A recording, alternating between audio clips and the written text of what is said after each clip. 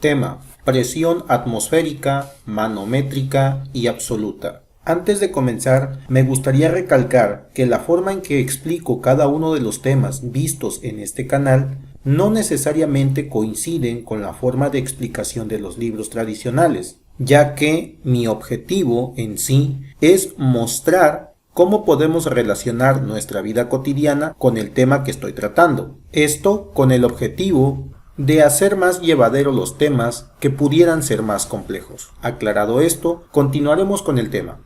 Comenzaremos con la presión atmosférica, la cual podemos definir como la presión que ejerce la atmósfera sobre los cuerpos. Esta presión varía con respecto a la altura sobre el nivel del mar. Veámoslo con el siguiente ejemplo.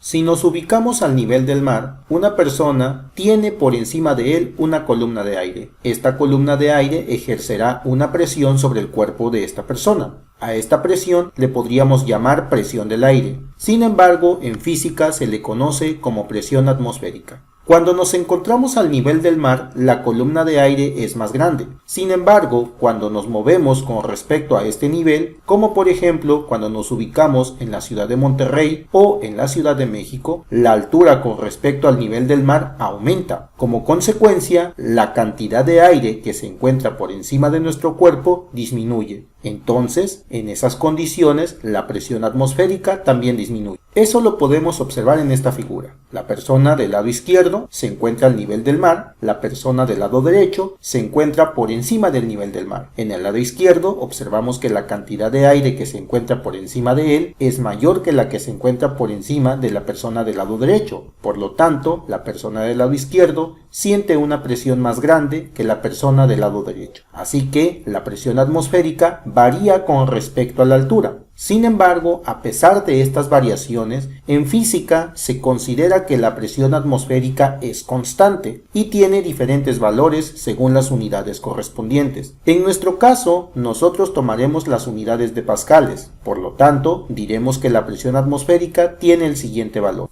Este valor es 1.013 por 10 a la 5 pascales. Continuemos con la presión manométrica. A la presión manométrica la podemos definir como una presión interna. Como ejemplo podemos tomar la presión interna de una llanta, la presión interna que tiene un tanque de gas o incluso la presión interna que tiene nuestro cuerpo. Más de alguna vez hemos asistido al médico y nos han tomado la presión. Esta presión que nos toman se podría decir que es la presión manométrica o la presión interna de nuestro organismo.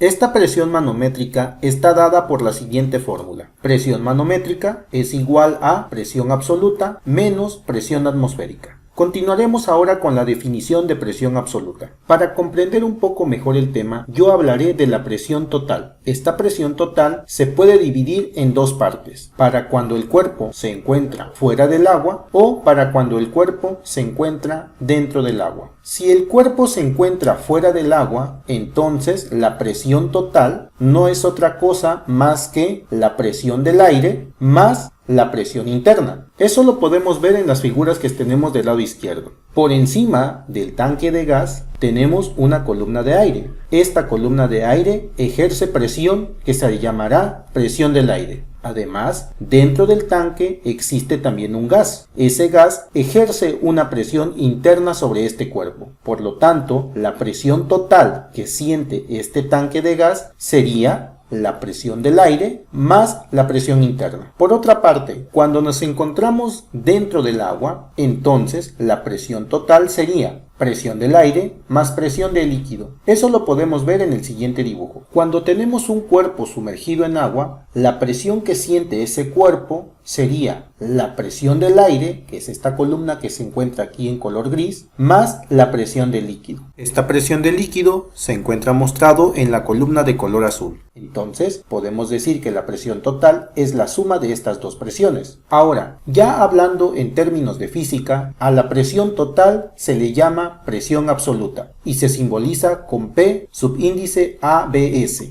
Para el caso en el que nos encontremos fuera del agua, entonces esta presión absoluta no será otra cosa más que la presión del aire, que llamaremos presión atmosférica, más la presión interna, que llamaremos presión manométrica. Y como la presión atmosférica tiene un valor constante, que es el que tenemos de este lado, entonces decimos que la presión absoluta para cuando nos encontramos fuera del agua o cuando el cuerpo se encuentra fuera del agua será la siguiente. Si por el contrario nos encontramos dentro del agua, entonces la presión total, llamada presión absoluta, será igual a la presión del aire, que llamaremos presión atmosférica, más la presión del líquido, que no es otra cosa más que la presión hidrostática. Recuerda que la presión hidrostática la vimos en el tema anterior. Entonces, sustituyendo el valor de la presión atmosférica y la fórmula de la presión hidrostática, tenemos que la presión absoluta para cuando se encuentran los objetos dentro del líquido queda de la siguiente manera.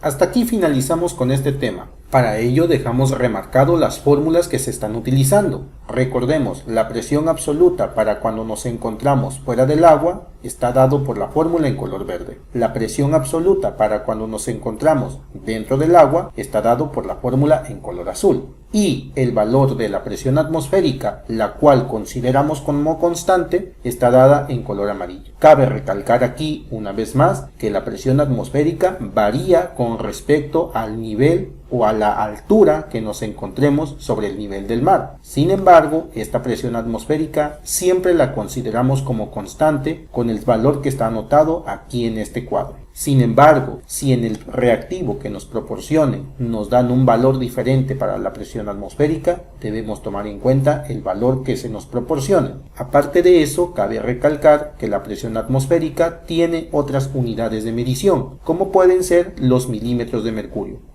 Espero que el tema te haya servido.